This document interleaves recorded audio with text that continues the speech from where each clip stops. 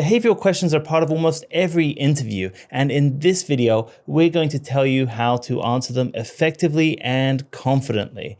The STAR method is super important here for answering these types of questions, and I'll put a link in the description below too. Now, if you're interested in getting some more in-depth guidance for behavioral interview questions, check out our course, How to Ace Your Video Interview. So to recap what the STAR method actually is, it is situation, task, action, and result. The STAR method enables you to answer even some of the most challenging behavioral interview questions whilst remaining calm and confident. The company who popularized the use of behavioral interview questions actually recommended the STAR method for candidates to answer. So interviewers who are asking behavioral questions are actually expecting the STAR method in response. And that makes the STAR method essential for any behavioral interview question you're answering. If we're going to go beyond the basics of the STAR method and move into something that's a bit more advanced, in our previous video, we talked about how to emphasize the action and the result, and really what difference you made. That's what sets you apart as a candidate versus other candidates who might have faced the same situation, the same task. Another tip here is to make sure that we align the result and outcomes, what we're saying about them, with the competencies and skills that this particular employer is looking for in the job description, or you've kind of figured out from other questions you've been asked previously. But that's only one of the ways we can add more nuance, more detail to the STAR method and your answer. If we think about actions, we can tie in the actions we've taken to the role requirements. What kind of activities are we going to be expected to do in this particular position? We can also do our best to add quantifiable outcomes, percentage differences, dollars made, dollars saved. And one of my favorites here is referencing company values as we're deciding what actions we're going to take to get the results given this particular task. Now, all of these steps of nuance require you to be very thoughtful in how you're thinking about the job description, the company you're working for, and the day-to-day activities that are required by this position. But once you have them, for example, knowing offhand the company values, you can use them and reference them. So if we reference some common company values, we have integrity, honesty, collaboration, customer focus, innovation, proactive mindset, excellence, respect, adaptability, and continuous improvement.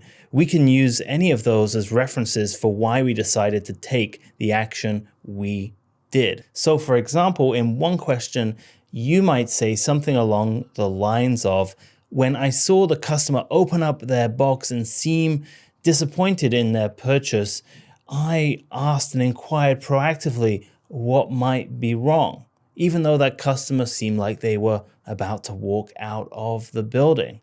And that's because I really think a customer focus is important, just like your company, in making sure that I deliver day to day the best service and quality I can. So what are some of the common pitfalls and mistakes that people make when they're answering behavioral interview questions?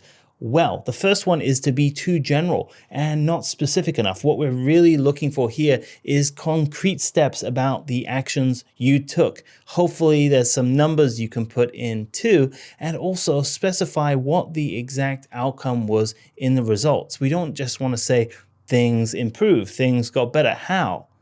If we can use numbers in these scenarios, dollars, that's excellent. But otherwise, be more specific about what the outcome was that happened and how, if you hadn't have taken the specific actions you did, what would have been different. And that emphasizes that impact that you've made from what could have been to what was. Now, being specific and giving details is part of the art of telling a good story. It really draws you in, but extending it too far can make it seem boring.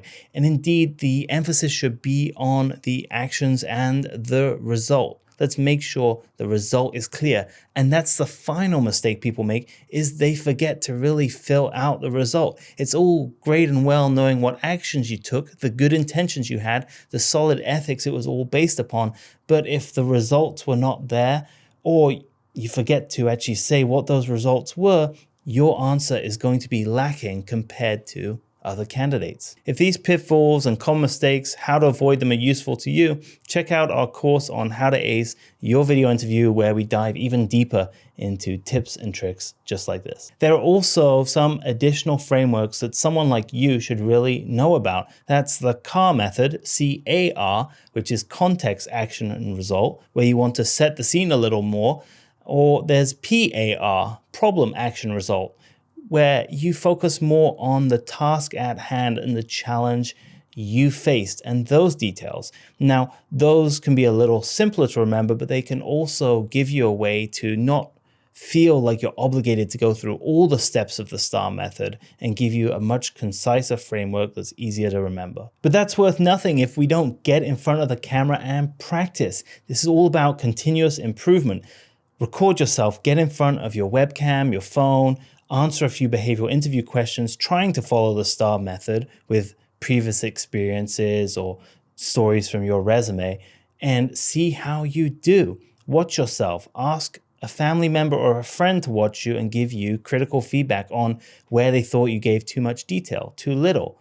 Did they understand what the result actually was? That's going to be one of the biggest ways to improve your performance. So as you know, we love to pick up and read the comments on this channel. So if you have an alternative interview framework or a story of how you've answered behavioral interview questions, please share it in the comments below. We'd love to pick it up and share it with others too. Behavioral interview questions, they're gonna come up, so it's important that you prepare and get more fluid and confident in using the STAR method. But don't forget, if you don't practice, very little is going to change, and check out our course on how to ace your video interview. As you know, this is one video in our tip series. The last video was on answering the question, tell me about yourself. This is on behavioral interview questions, and the next video is likely going to be about how to set up your camera and microphone for success in video interviews. So don't forget to check out the playlist and like, comment, subscribe, turn on that notification bell, and I'll see you in the next tip.